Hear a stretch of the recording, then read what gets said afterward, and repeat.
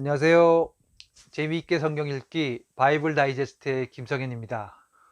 오늘은 서양 철학사 지난번 시대 구분에 이어서 고대 사회, 즉 그리스 로마 시대부터 차례로 그 시대의 철학을 살펴보겠습니다. 그리스 로마 시대의 고대 사회에서는 다신주의를 배경으로 해서 걸출한 철학자들이 나타나서 헬라 철학을 발전시켰는데요. 이 헬라 철학은 그리스도의 복음을 인간의 이성으로 이해할 수 있게 만든 기초를 제공한 것입니다.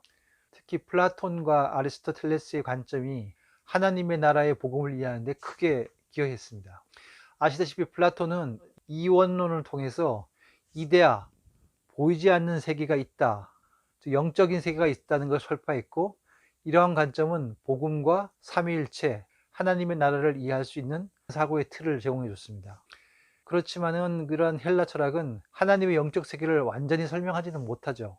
당연한 얘기겠죠. 그래서 여기서 여러 가지 문제들이 생깁니다. 지나치게 헬라 철학, 플라톤 철학 중심으로 하나님의 나라를 설명하다가 보니까 이단이 발생하기 시작했습니다. 플라톤은 이데아의 세계인 영은 선하나 눈에 보이는 세상, 물질, 즉 육은 악한 것이다 라고 생각했습니다. 그러다가 보니까 플라톤 철학은 영이신 하나님이 육이신 예수님으로 오신 것을 제대로 설명하지 못하게 됐습니다. 그래서 예수님의 인성을 부정하는 영지주의 같은 이단이 생기게 되었고, 또 아리우스 논쟁과 같은 예수님의 신성을 부정하는 주장도 나오게 되었습니다.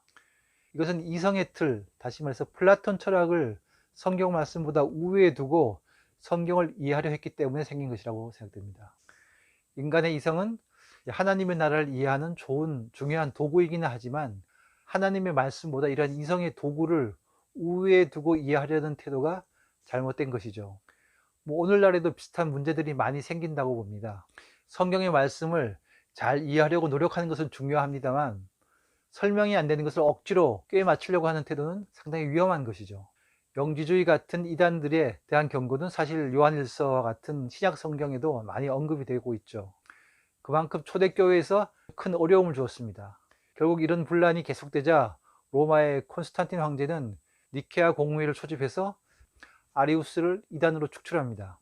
사실 삼위일체라는 개념도 플라톤적인 철학적 틀을 하나님의 말씀을 이해하는 도구로 잘 활용한 결과로 정리된 거라고 볼 수 있죠.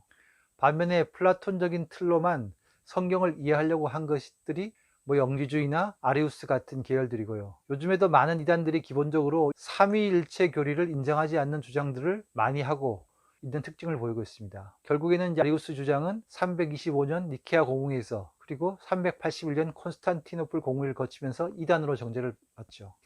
한편 또 헬라 철학에 있어서 중요한 또 다른 플라톤적인 철학적 흐름하고 좀 달리 아리스토텔레스로부터 시작됩니다. 물론 플라톤 이전에 소크라테스 같은 그런 철학자도 있었지만 기독교적으로 볼 때는 이 플라톤 계열하고 아리스토텔레스 계열 두 계열이 상당히 중요합니다. 고대 시대뿐 아니라 중세나 근대 그리고 포스트 모던 현대일까지 이 양쪽이 복음을 이해하는 데서 큰 두 축을 이루면서 계속 갈등을 빚어가고 또 견제와 균형을 이루어왔다고 생각됩니다.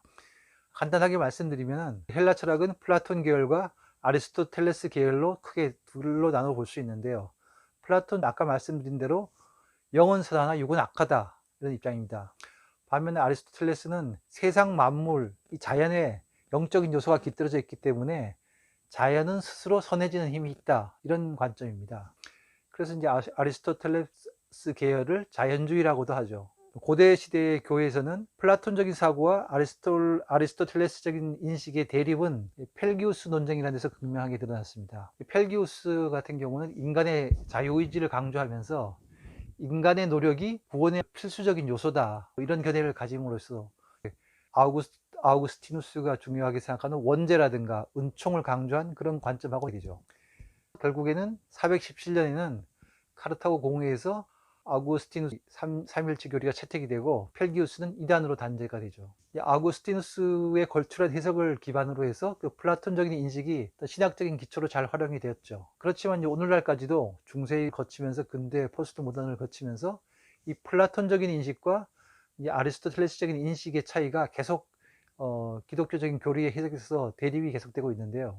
물론 이건 나중에 좀 더 자세히 설명을 하겠습니다만 중세시대에서 아퀴나스라든가 에라스무스 그리고 종교개혁 이후에 켈빈의 교리에 대립한 알미니우스 같은 사람들이 대표적인 그 아리스토텔레스의 계열, 인간의 노력을 중시하고 자연은 스스로 선해질 수 있다.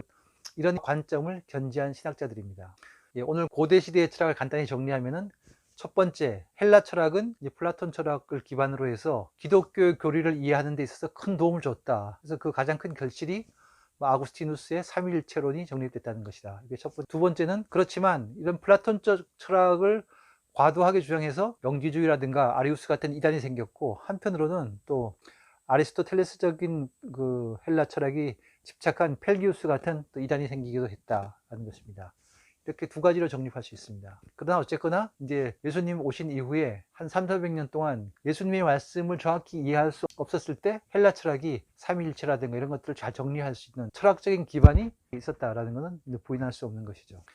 네, 그럼 고대 시대는 오늘 이 정도로 마치겠습니다. 다음에는 중세 시대, 그리고 근대 시대, 포스트 모던 등으로 계속 이어서 설명을 드릴 텐데요. 각 시대의 역사적인 사건, 철학, 시대학적인 의미를 좀 더 자세히 살펴보겠습니다. 중세로 접어들면은 점점 더 흥미진진한 얘기들이 나옵니다. 사실은 뭐 철학, 사회에 관련된 유튜브나 책을 보면은 중세 시대를 이제 암흑시대라고 해서 크게 의미를 두지 않지만, 또 우리 신학적으로는 상당히 여러 가지 고민들을 한 흔적들이 많이 있어서 있더라고요. 예, 다음 중세 시대를 기대해 주시기 바랍니다. 예, 감사합니다.